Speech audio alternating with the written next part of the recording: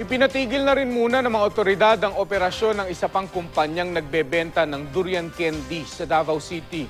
Posible raw na kabilang ang kanilang mga produkto sa mga nakalason sa mahigit 2,000 estudyante sa Caraga. Makibalita tayo live kay Helen Quinanola ng GMA Davao. Helen? Mark, nadagdagan naman ng isang manufacturer ng durian at candy o mangosteen candy dito sa Davao City ang inimbestigahan ng mga otoridad.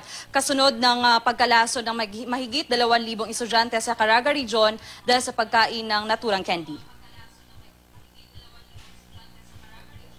Iniimbestigahan ng Special Interagency Investigation Task Group Durian ang isa pang paggawaan ng durian delicacies na nag-ooperate dito sa Davao City.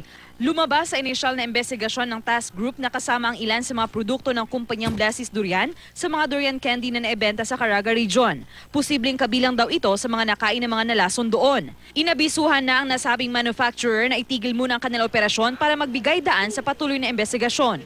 You know that we conducted inspection in the morning yesterday, di ba? And in the afternoon, that was in Wendy's Durian Candy.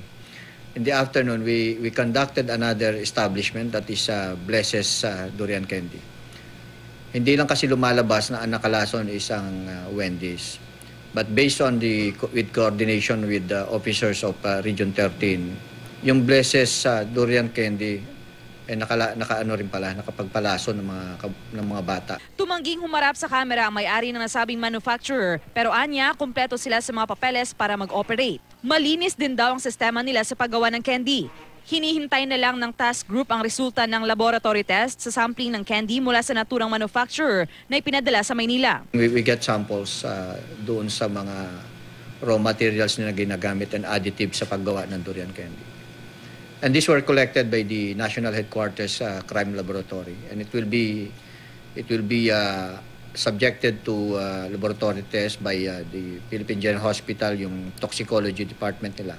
Nauna ng pansamantalang pinasara ng Davao City Business Bureau ang Wendy's Durian. Maaalala ang packaging na ginamit sa mga ibinentang durian candy sa Caraga ay nakapangalan sa nasabing manufacturer. Una nang sinabi ng Wendy's Durian na nirepack ang kanilang mga produktong naibenta sa Caraga. Yes, Mark, nandito tayo ngayon sa isang durian manufacturer dito sa Davao City, ang J. Mark Durian.